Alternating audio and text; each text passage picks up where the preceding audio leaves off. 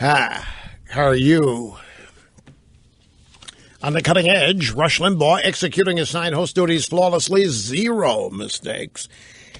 How many of you have seen the movie Broadcast News? Snerdley is raising his hand. All right, Mr. Snerdley, do you remember anything about that movie other than Holly Hunter? Do you remember who starred in that movie? It was Albert Brooks, if I've got the right movie. It was a fantastic James Brooks movie. It's from 1987, Broadcast News. You might, by the way, if you haven't seen it, you might want to Netflix it or rent it or whatever, download it. Here's what happens. A handsome young TV sports anchor, ambitious but not all that bright, pretty typical of people in the news, gets a promotion. He's hired to be a national news reporter who, on one of his first assignments, commits what in the past has been an unforgivable ethical breach. Now, keep in mind, this is 1987. And I'm going to give you a spoiler alert here. Still watch it, even though I'm going to give something away here.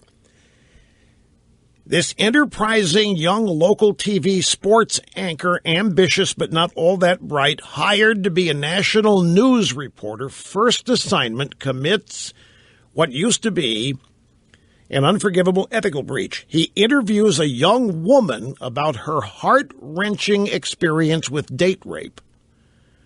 Now, don't get the wrong idea. This date rape was not considered real news when this movie was made. It's not about that, but I'm just giving you the details here. In the segment, this is the news. In the segment where this enterprising young reporter with his first big national news assignment, in this segment, he commits a journalistic no-no. The reporter is shown crying, tearing up as the woman tells her story. Now, what that does is insert him in the story. I'm mentioning this because Brian Williams had said he had to take himself off the news because he has become the news. And I'm here to tell you that that's a bogus reason to get off. That's silly anymore. These people have been making the news about them ever since this movie. But in 1987, it was an ethical breach to make yourself part of the story. It was an ethical breach to have any emotional reaction at all to what you were seeing or to what somebody was telling you. The reporter is shown tearing up. That inserts him in the story. But the ethical breach was not just that. The ethical breach is discovered after the footage airs, because the reporter in the real interview had not cried. The enterprising new reporter had not teared up. He told the cameraman to roll separate footage to capture him in the act of making himself cry, and they edit that footage in with the footage of the original interview. So he not only inserted himself in the story, he faked his initial reaction to dramatize the moment. Remember, this ambitious guy, he's trying to stand out. He's trying to get ahead fast. He's really ambitious. It's his first big assignment. He's got this story, woman telling a story about date rape. All during the original interview, he didn't crack a smile. He didn't crack a frown. He didn't cry. But afterwards, he cried for the camera in private, and they inserted that in the story. And it made for great TV news for the viewers in this movie. In the movie, the viewers ate it. Oh, my God, the reporter was touched. He was crying. It was all fact made up. It was BS. He cried after the fact. But in the movie, you love the anchor. He sold his narrative. May have been a true story, but the facts were not allowed to speak for themselves. That's the point. The facts were not allowed. They had to be embellished. The woman telling her tale of date rape had to be embellished by a reporter inserting himself in the story crying. But he really hadn't. That was inserted later.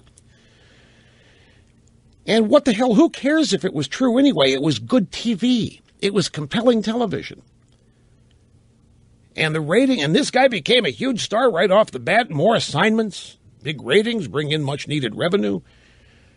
The movie, Broadcast News, made it clear this ethical breach was a journalistic nuclear bomb. Yet at the end of the movie, the reporter who faked the tears was made anchor of the national network. In other words, folks, the movie Broadcast News in 1987 is the story of Brian Williams. In one fictitious episode, a date rape victim describing her details, the reporter, ambitious young sports anchor getting his first big gig as a national news reporter, nods his head, does all the requisite things, but doesn't cry.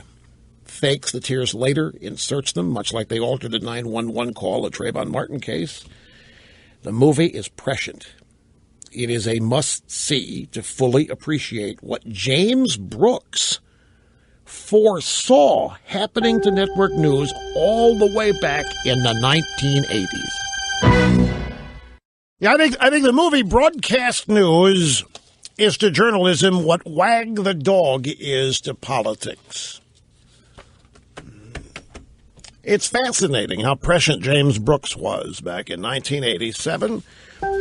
Okay, let's a brief time out here at the top of the hour. We got much more straight ahead.